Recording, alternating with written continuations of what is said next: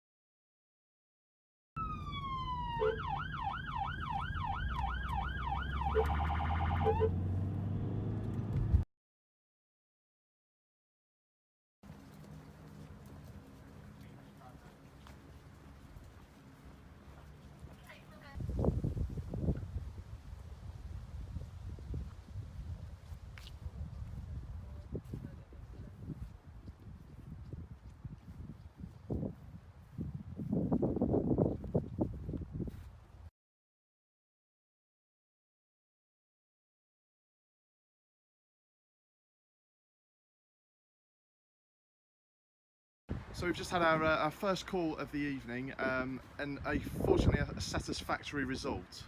Yeah, we've got a female that's got concern for welfare for unknown location, albeit we believe somewhere on the golf course. And yeah, she's just picked up that scent and directed us down to her. So we've found her, thankfully, and hopefully she'll now be getting the treatment and the care that she needs. So now for Chase, it's a case of having a well-earned drink and having to sit down for a few minutes until the next call comes in. That's it, exactly. Job well done for him.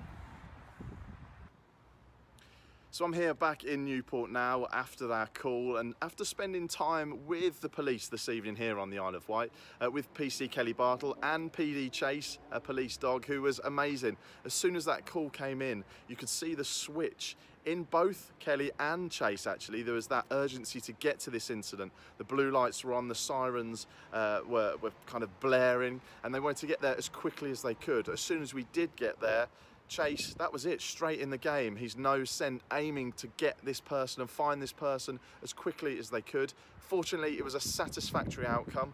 Other officers were there at the scene, and in the end, it was a good result for the team. But like I say, certainly spending time with them this evening has opened my eyes. It may have been quiet for a part this evening, but as soon as that call comes in, that is the change. So, an eye-opener certainly here tonight.